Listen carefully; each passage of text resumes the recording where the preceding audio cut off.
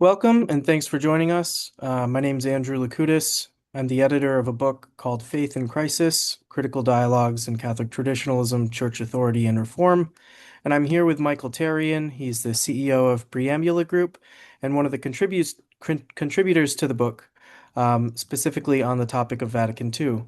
Michael, if you could introduce yourself and say a little bit about what you do, and then also about your chapter, we'd love to hear it. Sure. Well, thank you, Andrew. It's good to be here. Um, yeah, a little background for me. Actually, I live in Pittsburgh, but I grew up out in the Seattle area. And part of the contributing story to my chapter is just my academic journey. I started out at Gonzaga University and then found my way to Franciscan universities for a master's, Mhm. and then ended up over in Europe and studied at the International Theological Institute, and then finished up a doctorate at the University of Freiburg in Switzerland in fundamental moral theology. Mhm. And I guess you could call me a Thomist by background and training. Um, I ended up professionally as a professor of moral theology at St. Vincent Seminary outside of Pittsburgh, which is how I ended up here in the Pittsburgh area. Mhm. Um, I left St. Vincent's in 2012 to go out to the Augustine Institute for a couple of years, and during that time, I got more and more involved with everything kind of surrounding the new evangelization, and there was actually a lot going on in the church around a number of synods that were happening around 2010, 11, 12, in that time.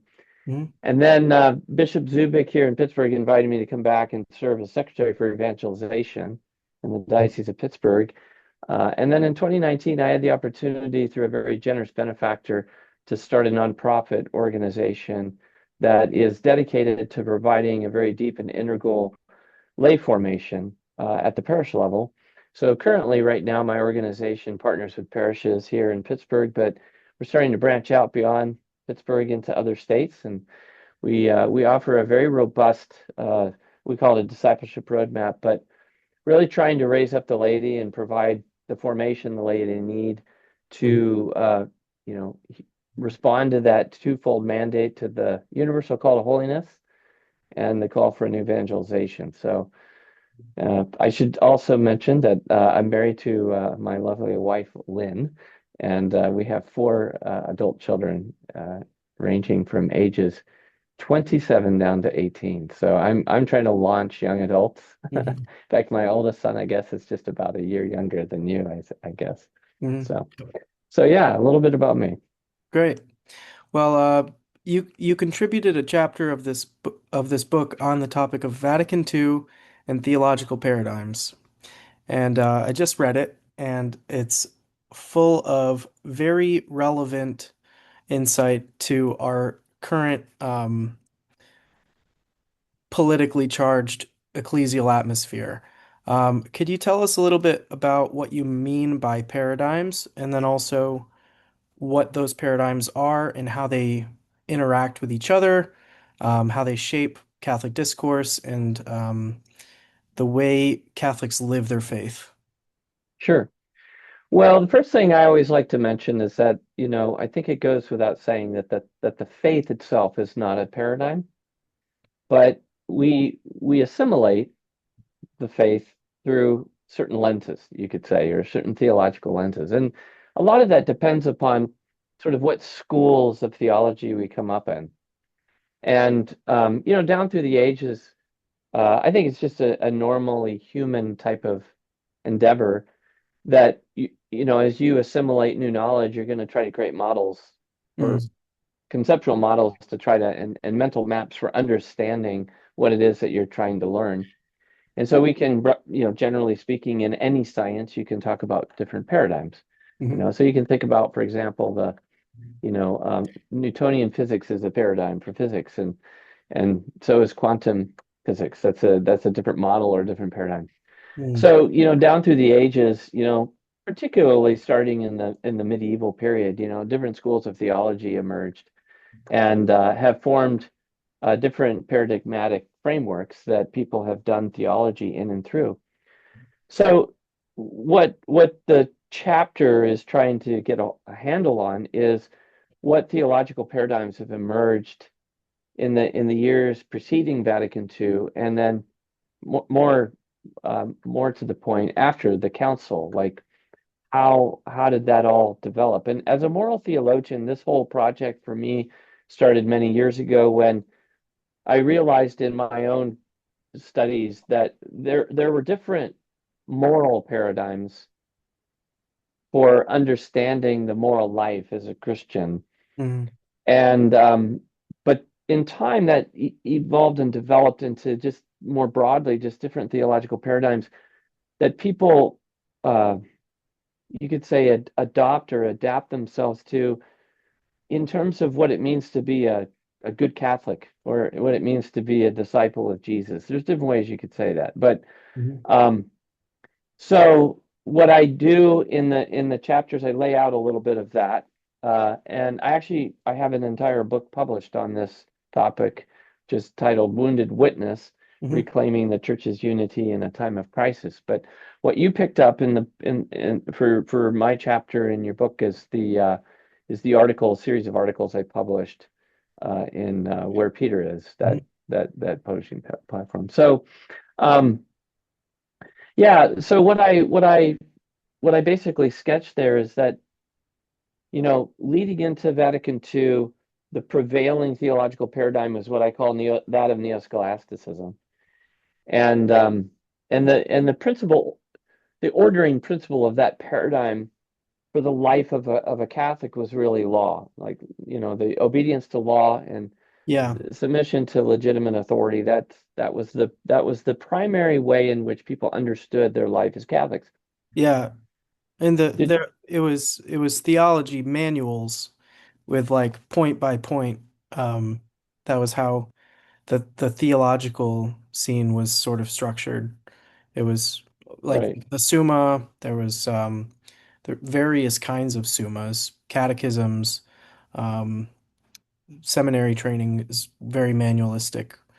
Um, Yeah, yeah, that's absolutely right. And in fact, the history behind that is, especially after the scholastics, published all of their summas, there were commentaries, mhm, and then there were commentaries on the commentaries, and then there were commentaries on the commentaries on the commentaries, and eventually all of that by, maybe by the 1700s, those began to be distilled down into these kind of manuals mhm, of theology, in particular moral manuals, manuals of moral theology yep, that developed this entire enterprise of casuistry.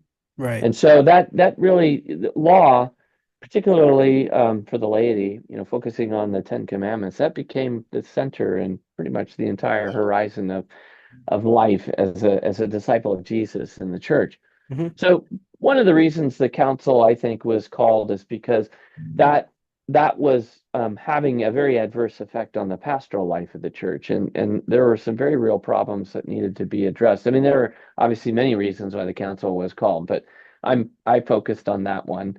Um, and but what happened? I say this, uh, you know, a little tongue in cheek, but I'm actually pretty serious that, the council had a great vision, but no plan for implementation. So, if you're an organization as large as the Catholic Church, you can't just cast kind of a new vision for the life of the church and not have a plan for how you're going to implement that vision. So there was a lot of chaos, sure, after the council absolutely. in the 70s, particularly in the 80s. I mean, obviously Pope John Paul II, Pope Benedict, I think did a lot to try to settle things down and sort out, especially the doctrinal confusion there. But what emerged after the council were different sort of subcultures, theological subcultures within the church that were vying sort of for the right to own the right interpretation of the council. And what what emerged first and foremost, I think the most pervasive paradigm was that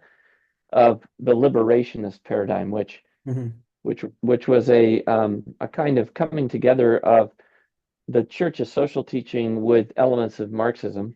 mhm, And so the liberationist and the social justice movement was a very prevailing um, framework that a lot of people grabbed hold of and really began to see their life as a Catholic as in the context of social activism and Hmm. the transformation of the temporal order and things like this.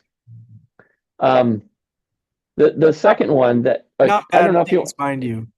what's that? Not necessarily bad things, mind you. No, when I try to do it, just to try to just Yes. describe what happened. Uh, and I'll in a few minutes I'll get around to some other things that I try to do in that article, but also in the book. Hmm. Um, because every paradigm has blind spots, and this is Right. And you what I get into try. that. Yeah. Yeah, I get into that. So there's an ordering principle Hmm. of the paradigm that kind of provides the rationale for the framework. And that in the case of liberationists, it's social justice and the transformation of the temporal order according to the mandate and the precepts of the gospel. Um, the next paradigm that I talk about is what I call the psycho-spiritual paradigm, which is the sort of confluence of Christian spirituality with modern popular psychology and the Hmm. rise of the self-help, self-affirmation movement, uh, predominantly in the 70s and 80s.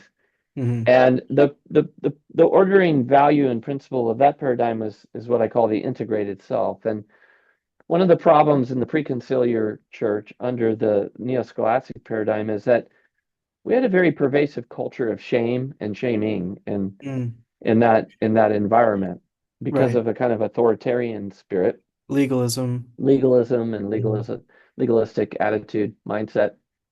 Um, and so I think the psycho spiritual paradigm was very much about trying to liberate and help people find healing from, identity, identity issues and low self-image Hmm. and this kind of pervasive understanding or belief that people God despises you and doesn't really love you Yeah. and is just waiting, lording it over you, waiting to catch you in the act of doing something wrong and then hit you over the head. A lot This of kind of the Yeah, a lot of the apocalypticism is tied to that, I think. mhm. Sort of like your like doom is imminent and in your sins are calling down God's wrath to like destroy everything and Yeah, sort of fire and brimstone. yeah. Yeah. So yeah, so that's the second paradigm after the council that I talk about. The third one is the charismatic evangelical. The ordering principle of that is, of course, that life in the spirit and personal relationship with Jesus um, and the whole charismatic renewal that began in the evangelical context and then made its way into the Catholic context in the late 60s. Mhm. And it had sort of two centers, University of Notre Dame and then, of course, Franciscan University. I was gonna say Uh, Pittsburgh because yeah, the Ark and the Dove, which yep. is yep, Retreat located Center there. and also just Duquesne University. The Mhm. the Spirits and Fathers were there, and there was a very strong. The charismatic renewal really came out of that Mhm. context, and um, but it sort of settled. You could say that the fire of the Spirit settled at the University of Notre Dame and at Franciscan University by the early 80s, um, and so that's the third paradigm, and then really beginning. I wouldn't say it began in the 80s, but I think it really picked up some momentum in the 80s, is what I call the neo-traditionalist. Yep. And the ordering principle of that paradigm is reverence for sacred tradition, but as expressed preeminently in the extraordinary form of liturgy Hmm. and traditional forms of piety. So it's different than the neo-scholastic in that the ordering principle of the neo-scholastic was law. Right. But there's a mystical and aesthetical attraction to the Baroque, and more modern forms of liturgical celebration and so on that I think has attracted a younger generation of Catholics that are either coming to the faith for the first time or maybe returning to the faith from a very nominal Catholic upbringing. So that's the fourth paradigm.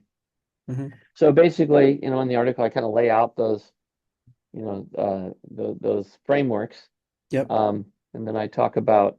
I can get into this, but I'll pause here. But each of the blind spots that are characteristic of each of those paradigms, and that's where I think a lot of the contentions. I think what happens is when people become too attached to their paradigmatic commitments, Yeah. they can become very biased and prejudiced towards those who sort of live and came of age and were formed by other ones, Right. and also become blind to the values that exist in those other paradigms, which are really integral and necessary to the life of any Catholic disciple of Jesus. So Yeah. So so you get into also the way that these paradigms express themselves through the Magisterium, especially, and how different popes have different sort of theological trainings and they express themselves differently, but there's an underlying continuity, which you say is it's a continuity that the Holy Spirit sort of guides. And for a Catholic, there's no room for sort of distrust that that continuity will always be there because of the church's indefectibility. Can you say a little bit about that and then how these paradigms and sort of taking sides with different popes based on our identifications or our prejudices can sort of interfere with our ability to be truly Catholic in the universal sense? sure. Yeah, so I mean you summarized it well. I think the first thing to mention is just how, popes are human beings, and the office of Peter, of course, is guided and is supported by the gift of the Spirit, in the life of the church. But just like Scripture is written by human authors that have, you know, unique and distinct ways of putting things together and presenting things to us, Mhm. so too we should expect that, popes have different educational backgrounds and different temperaments and different contexts they come out of that's going to shape their pontificate. And that makes our magisterium, the life of the magisterium, really a rich and textured reality Mhm. that we should approach with great humility and receptivity. Mhm. Like whenever we have a new pope, my attitude is always try to be like, okay, what does the Lord want to teach me as a Catholic in and through the voice of this shepherd that we have? Yeah. It doesn't mean I have to like his leadership style or I have to, like his public presence. It, but but to assume a posture of receptivity and listening. And what I have found over the years is that, I can learn very deep and profound things from every pope that we've had. And I've actually, I've because of my background is Catholic social teaching, actually, I've read deeply, the writings of the popes, back 150 years, and they're all very different, but Yeah. they're profound in their contribution to the understanding of the faith. So we should expect that there's going to be some differences, and we should also expect that we're going to like some, you know, personally more than others. That's okay. But I think that to your second point, that we have to hold as an article of faith that there's always going to be a continuity in the presentation of the doctrine of the church, um, and that we shouldn't expect doctrine to change, or we shouldn't even allow ourselves to think that that's a possibility. It's never happened. Well, Um, change in the sense of change in the substance. yes, in the essence of the Yeah. core teaching, of course, there's always a development in the articulation and expression and the depth of our understanding of that doctrine. You know, um, so that's absolutely for sure. But the essence and the core of our belief system is not going to be. It's not up for grabs. Right. We're not going to tamper with it. That's a pledge that we have from the Lord. Yeah. Um, but but sometimes we will find that things that if we're honest Catholics, we're going to find that all of the popes are going to say things that are going to rub us, Yeah. in a way that's uncomfortable. And some And of that it's a good thing because it challenges us too. yes, yes, It's out of our absolutely. comfort And zone. obviously with the pontificate of Pope Francis, um, I think, my observation, I don't go into this in the article, but my observation there is that we had two really stellar teachers Mm, and pastors. And I think what we had in Pope Francis was more of a prophetic voice hmm. who was kind of disruptive. Yeah. And disruptive because he was trying to break us out of a certain pastoral complacency where I think we tolerated a lot of things that the gospel doesn't, in Hmm. terms of how we deal, for example, with people that are lost in sin. Yeah. Um, and how we position ourselves as a church relative to people living at the margins of our society. Um, so I think that created a lot of disruption, and it's people who were used to the kind of clear sort of expository instruction and teaching of Pope John Paul II, and even more Pope Benedict, who was probably one of the clearest articulators of doctrine we've had in modern times.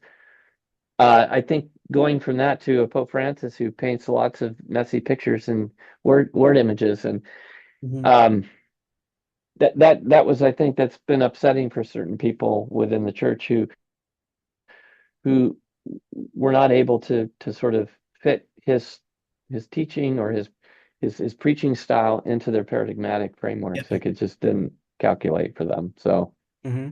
And one of the things you mentioned in your essay is also that these paradigms have impeded evangelization and sort of the rivalries between different schools or different paradigms have sucked up all the oxygen in the room and sort of muddied the waters of both our identity as Catholics and then also what our mission is and what our sort of like distracted us or sort of like confused us about what it is we should be focused on.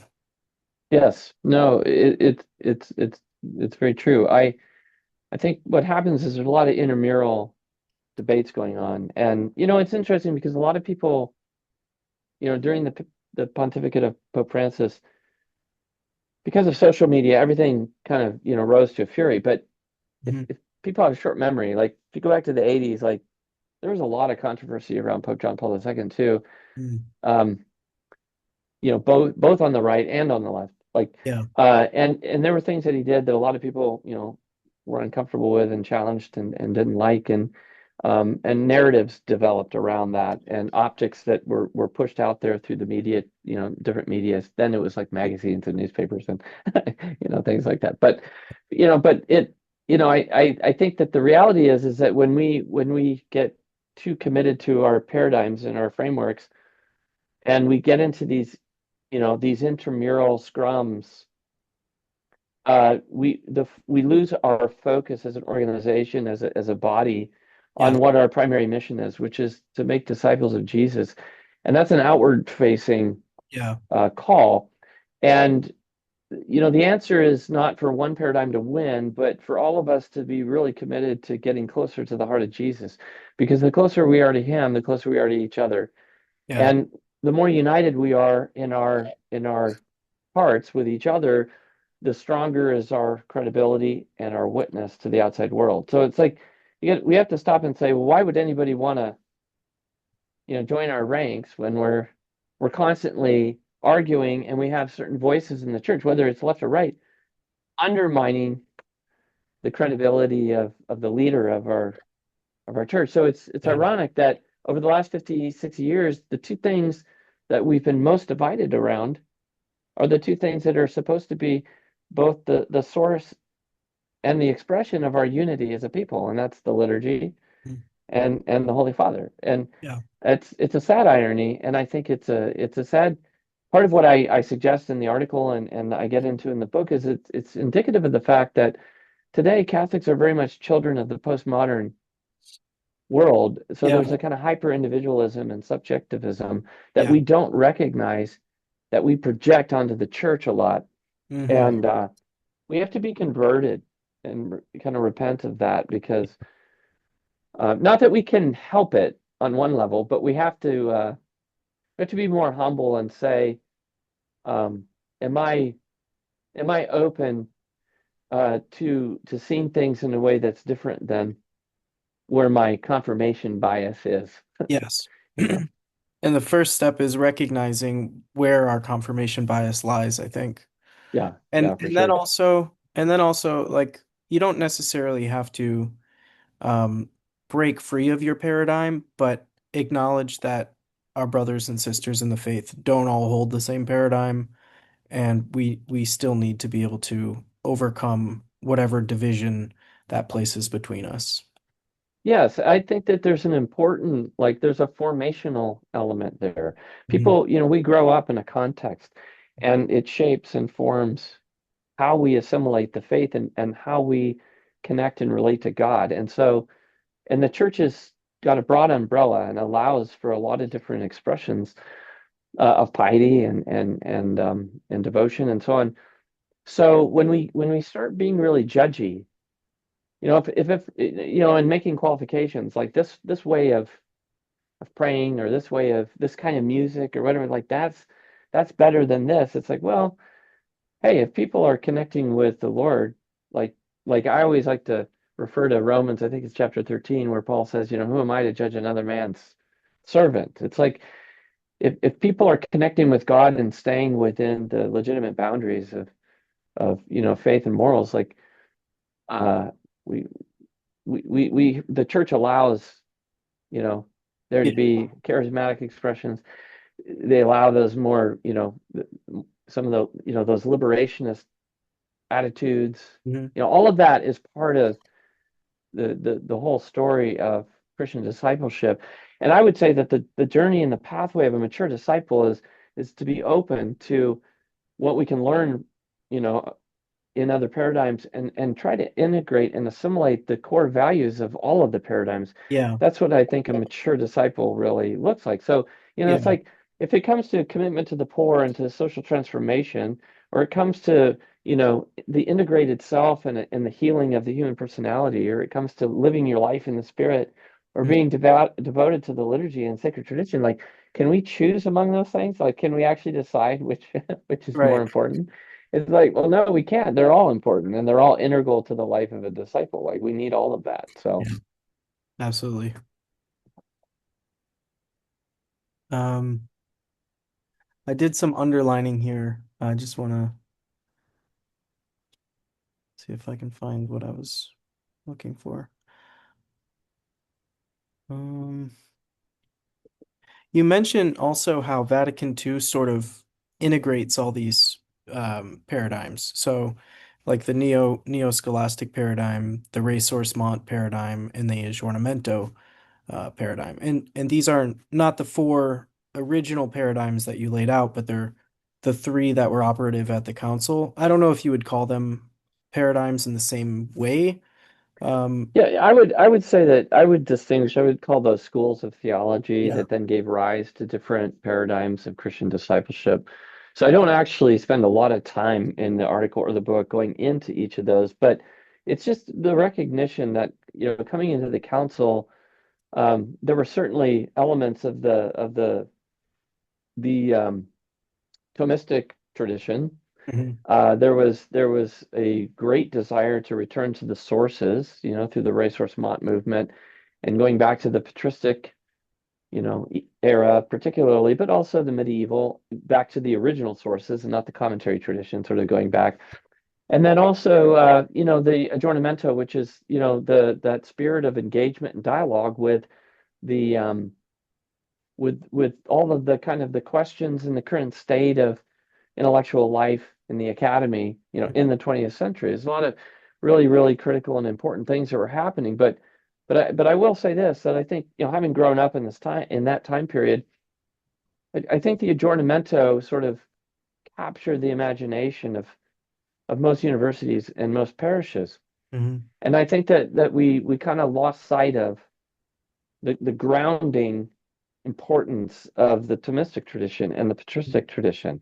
And Mhm. so things got to be a little bit postmodern in Sure. in the in the 70s, in the 80s, and I think that that created a lot of cognitive dissonance that it was unfair to the unwitting lay faithful because there Right. was a lot of changes that just kind of happened overnight, and people were like, why, Well, why are we right. doing this? You mentioned that on the ground, the the people in the parishes, they most of the time had this scholastic formation, but then the universities tended towards aggiornamento, or in some cases ressourcement, but there was sort of a divide between those two, and the institutional church, as well as it tried to sort of stay together with the faithful and sort of accompany them, there was this growing sort of chasm between them. Yeah, the way I would describe it is, if like I was a seminary professor and I sat, at the faculty table with, very old men who were actually teaching at the seminary before I was born, if that puts some perspective on it. And listening to their stories, I think like what happened was in the 60s, after the council was well underway, and by the closing of the council and the turn to the 70s, they just dropped all the manuals of the neo-scholastic manuals of theology like overnight. Yeah. And there were really no resources. Like, what were they supposed to use in the seminary? So the printing presses, was fired up, and they were publishing every book that was, being handed to them. And I think that what happened is there wasn't a lot of guidance and direction. So a Yeah. lot of things had to be figured out and kind of were made up along the way. And I think Mhm. it did create a lot of confusion. And so I think what happened is there were certain, and this is what I was saying with the spirit of aggiornamento. It's like renewal in the church became kind of the obsession with novelty Mhm. and everything new and everything like it's not out with the old, in with the new. It's kind of a deconstructionist project. So by the time you got into the 80s, like when I was really coming, sort of of age in high school, I mean, like I have to be honest, when I was at Gonzaga, I don't think I read one. I might have read three or four primary sources of the Catholic tradition. Mm.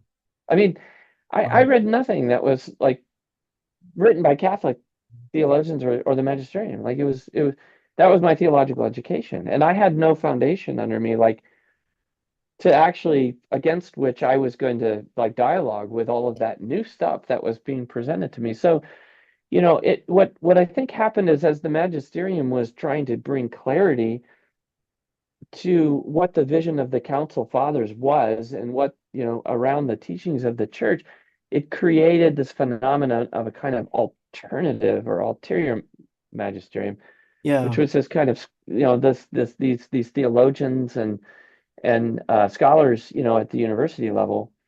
And because that was sort of predominant within the seminary system as well, Mhm. that was all filtering down into the parishes because priests were being formed in that kind of intellectual environment. Mhm. Now, as you get into the 90s, a lot of that, we get the catechism came out and we had a kind of a baseline to operate out of. And so things started, the PPF came out for seminary formation and things kind of stabilized and got sorted out. But for a while there, it was a mess. And Well, I think that's an honest reading of the times. sure. And I would say a lot of damage was already done by the time the catechism came out. So there was already a distrust of um, sources beyond St. Thomas because there was a lot of confusion Yeah. with Ronner and Skillebex and these Hans Kung and all these Yeah. theologians who are kind of going off the deep end. Not Ronner as much, but there was sort of people were looking for stability, and the new theologians were not providing it. And by the time the Magisterium came in, there was already this phenomenon of people trying to go back to what came before the council to try to find their footing again. Yes, yes. And the other thing, there's R.R. Reno wrote an article years ago that I've often referenced. I really like it because he talks about the heroic generation, that generation that shaped the council. They had a theological foundation that it was almost historically unprecedented. The neo-scholastic era just churned out like brilliant minds. And what happened is that whole superstructure that started in seventh grade for a lot of because all of those theologians were clergy, and Yeah. they started in minor seminary. They were learning, by the time they graduated from high school, they're proficient in probably four languages, and then they go to, you Mm. know, major seminary and then on to grad school. Like they're brilliant. You think of like Henri de Lubac and Hans Urs von Balthasar and Lonergan and Rahner and all of those guys, Bernard Herring, Yep. but and so what happened, I think, though, is that the generations of theologians that came up after them, they were not in the same league. Yeah. So the process of transposing or distilling that thought down to the popular level led to a lot of distortions. But the other thing that I think happened as well is a lot of that generation of theologians, their late 70s version of themselves was unrecognizable from their 1958 version of themselves. Right. Like Right.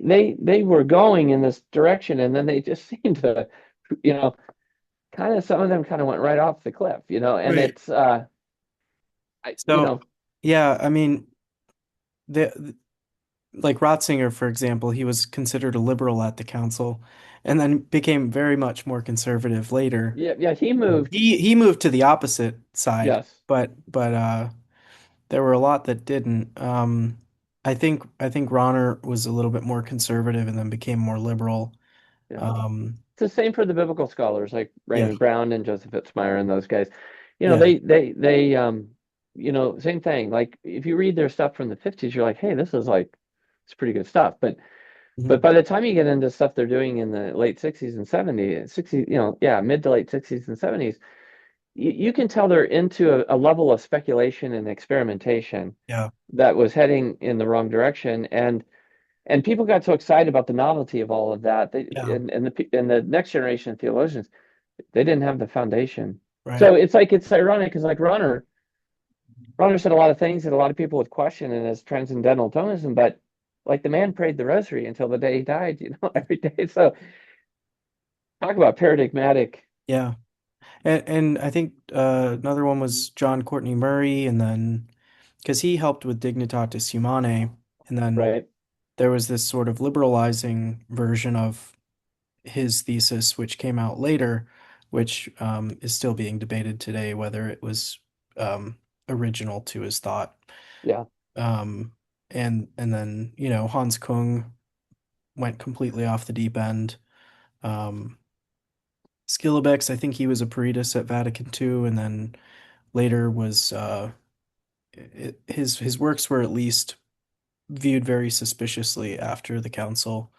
Hmm. Um, but yeah, it was a lot happened very fast, and I think that the just the scale of it was extremely disorienting, and people turned to whatever provided the most immediate solution to the blind spots in their paradigms, or to their Yes. sort of like prejudices, or appeal to their prejudices, um and then the magisterium sort of has to deal with the fallout from that today, and there's no real like one size fits all solution, so it's Mhm. kind of um it's a process of trial and error at this point, especially like Yeah. going back and forth on the liturgy. There was indults, and then a generous allowance, and now pulling it back, and now yeah, Yeah. I mean, trying to figure out like the work on the liturgy it's not done. It's um and a lot of that the problems we face today were avoidable, if we had implemented the liturgical reform according to Sacrosanctum Concilium, and it did. It got, again, the spirit of novelty, I think, took certain things in the direction that historically were unprecedented. And um, well I but in would the least, yeah. well I would Go- want to say that the liturgical reform was carried out by the experts the way it was supposed to, but there was also a lot of um, liturgical, uh, not official reform that was carried out by other people at the same time that sort of impeded on that uh, process. And now we're trying to sort of figure out like what was officially decreed by the council and what was part of this like recovation. That's one of the terms that's been used. Yeah. Um, No, where, yeah, I think that's accurate. It there were certain things that transpired that I think you can make a strong case were not. There was certainly a lot of conversation and dialogue around these things, and there was a lot of openness, like to the how the vernacular was used, or the question of ad orientem and or facing the people. I mean, all of this was part of the general conversation, and um, but it seems like sometimes people act and then ask for forgiveness later, and yeah, I think there was a little bit of that going on. But I also think too, and I think this is the more critical issue, at least from my perspective, is that I just don't think that we celebrated the Novus Ordo with the level of solemnity and reverence it that is required, in the life of the yeah, church, and so it opens up this desire for something that's more solemn and more sacred. But then that gets confused with theological and historical questions. yeah, Um, like whether on eagle's wings is permitted or should be yeah, permitted. There's one of the things that I discovered in studying the liturgy, because that's a special focus of mine, is there were actually several instructions following Sacrosanctum Concilium, which sort of interpreted various controversial passages within the document, and most people are just not aware of these interpretive documents. Like Sacrosanctum Concilium has an interpretive framework that nobody knows about. And so if you're trying to just interpret the document by itself, um you're sort of um you're kind of on your own. And everyone interprets it differently. So what does pride of place mean? What does where does versus populum come from? Where does why was the tabernacle moved from the center to the side altar or something? All these questions, a lot of them do have answers, um, but because it was sort of um, the the magisterium and its experts were so detached from the on the ground, um, there's just this big uh, chasm of confusion. yeah, and I would add to that that there was I don't think anybody could have anticipated what happened. Like nobody could imagine that it would go like that. It's like, because they're coming out of the living memory of the decades and centuries leading up to the council. Like it's like it's sort of like when I'm teaching high school in the late 90s, mid 90s, I could never have imagined what a religion teacher in a high school today has to teach about sexual ethics Yeah, and gender and all that. I mean, it's like it doesn't even enter your mind. right. And I think that it's kind of similar. I think that things that happened, I don't think people imagined it could or would go the way some things did. So Yeah, that's why I think the lesson learned is when you have a vision, you have to have a plan. To your point, the interpretive documents are critical, but you also have to have a practical, like, what yeah, are the steps, And I think it's like, okay, first we're going to do this. Let's get this work done, keep things as they are, but we're going to take this step. And now, okay, we're going to now take the next step. But what happened is it just kind of was like opened up and everybody was kind of left on the ground level to figure out what this is going to look like. And, I think the local ordinary was given a lot of latitude, hmm and I think there yeah, were reasons for that. There were historical, cultural, and theological reasons for that because after Trent, there was a level of uniformity Right. to the liturgy that was so rigid that it didn't allow for local custom at all. And I Mhm. think they were trying to, back off of that a little bit and create a little bit more latitude. But And I would say implement the principle of subsidiarity a little bit better too. yes, yep, So like with Latin and Gregorian chant, those decisions were left up to the Episcopal conferences. And um so because not everyone has like a Gregorian chant choir. If you go to the Amazon, you're probably not going to find that. right. Um Or Ambridge. yeah. So yeah, I would say that's fair. I would also note the effect of the mass media, both on distorting the council and also maybe there was some optimism that, oh, we don't need a plan because we can just sort of broadcast these changes and hope it settles. Mhm. Yeah, and I would point out that, there's a real difference between the mass media and social media today, because that's Mhm. created another dynamic. Mass Yeah. media, it became a kind of voice of opposition or pushback against, the magisterium at times. Hmm. Like you think around with Humanae Vitae, for example. Right. But today, social media it's the kind of democratization of personal preference. Hmm. And so that's been a very contributing factor to the paradigms and the kind of tensions within them. And people can congregate to their like-minded social media circles and Yep. just kind of reinforce their bias and become very, very hostile towards other people because of the rhetoric that plays out there. Well, And tribalism yeah, feels good because yeah, you have all your brothers and sisters around you and they all believe the same thing and there's and you're right. a lot of cohesion. You don't have to Well, deal and with the I think dissonance. that that's indicative of a crisis of identity that is Mhm. going on in our culture because Yeah. and when you have traditional and conventional forms of socialization taken down Mhm.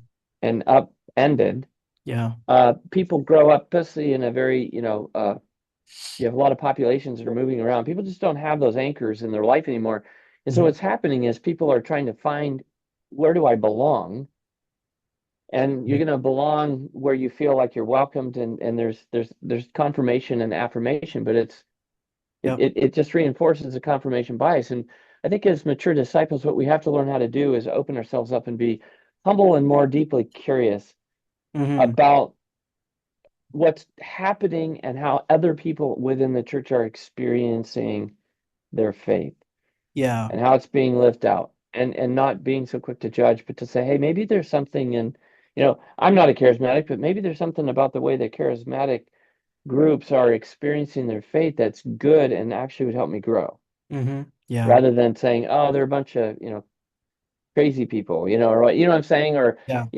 people in the charismatic looking at the tradies, and saying, oh, those, I don't, they, like, what's wrong with those people? They just want to go back in time, and you're like, well, maybe you should listen to them and try to learn and discern what's appealing to them and what's attracting them, because maybe they're speaking into a real problem and a real issue. So you can go throughout the church, but that's the spirit I think we need to cultivate. And I will say that I don't think Pope Francis helped that.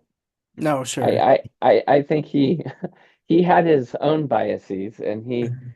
he could be he wanted everybody to be conciliar and synodal in dialogue, but he wasn't with particularly the traditionalist groups. And Mhm. there's reasons for that, but at the same time, I think sort of clamping down hasn't been helpful, because I think it's actually hardened and solidified, you know, loyalties and convictions that I think has not been helpful to the Sure. life of just the average parish. I mean, I've been called into parishes to speak about this very issue because it's, you know, it's very real for the It's a pastors. tough So it's a tough issue.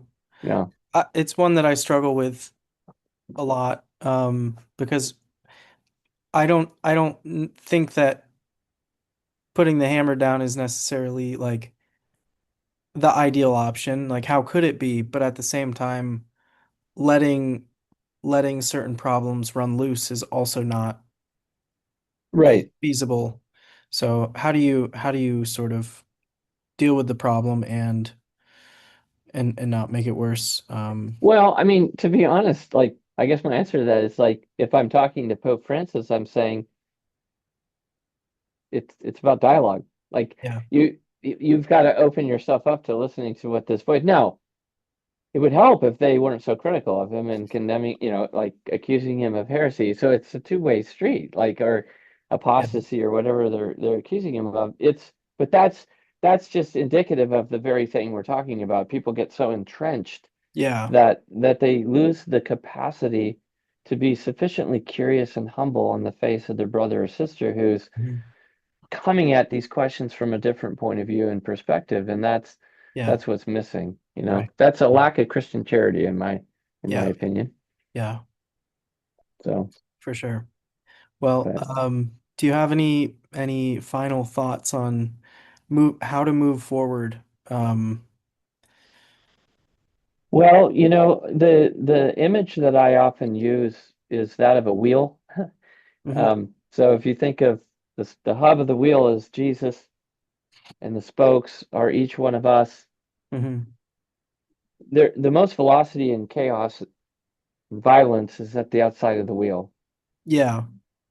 So, I think that what we all have to do is we have to get closer and closer to Jesus himself, and we have to return to the feet of the Master and immerse ourselves really in the Gospels and pay close attention to who he is and how he moves and how he engages things. Hmm. Because I think that he's going to show us the way to Yeah. overcome our differences and to heal as a church. And I think the closer we get to him, the more, I mean, he's what the preamble group call, he's the elevated center. And that's where we all are called to live. And I think that if we instead of digging in, I think if we can make a concerted effort in all humility to continue to draw closer to Jesus, I think he'll unite us and help us overcome our differences. Yeah. Because Yeah. it's not necessarily that you can't have differences, but you need to know how to transcend them. Yeah. So, Well, the church is, like I said, it's a big umbrella, and I think there's yeah. plenty of room for lots of distinctions and differences. Obviously, there's certain essential things that are non-negotiable, but Yeah. there's a whole lot of latitude for, Yeah. different ways of embodying the life of a disciple. So, Right. And creating barriers between one another is antithetical to the idea of the church as a communion. So, and I would say that's one of the central images of the church is as a communion, as a body, a mhm. cohesive body, which has different parts, but they all function together for the same purpose. Yes. Um, so, uh, yeah, Well, I want to say thank you for all the work that you did on this volume because I think it's really important. I hope it gets, thanks. wide distribution and readership because I think that conversation and dialogue around all of this is really how we need to proceed forward. And you've brought together a lot of voices and a lot of perspectives in one volume, and so I commend you for that's a lot of work. Thank you. Yeah, it was And fun. thanks for including me. I'm Yeah, grateful and honored by that. So I thank you. I needed someone who could touch on Vatican II in a way that really captures the present moment, and I think your piece really did that in a spectacular way. I've never read a treatment of Vatican II like yours, and it really approached it from a unique perspective that can help us transcend our differences. So thank you, yeah, and thanks for coming on the show. yeah, you're welcome. And I hold up, for the viewers, the book I go into all of this a lot in a lot more depth and detail. So Great. Well, thank you again, Michael, and Yeah, thanks, Andrew. hope to have you on again soon. I know you have a talk you wanted to do with Dr. Mahfood on his Yeah, I think channel. so. Yeah, I've reached out. Yep. If I can talk to my friend Dr. Fastigi, he contributed a few chapters. I think he's doing a series on Catholic social teaching that you'd be a great contributor to. So Great. hope to hear from you again soon. Yeah, well, thanks. Let's stay in touch. Yep. All All right. right. Take care. God bless you. Take care. Yep. Thanks. Bye-bye. Bye.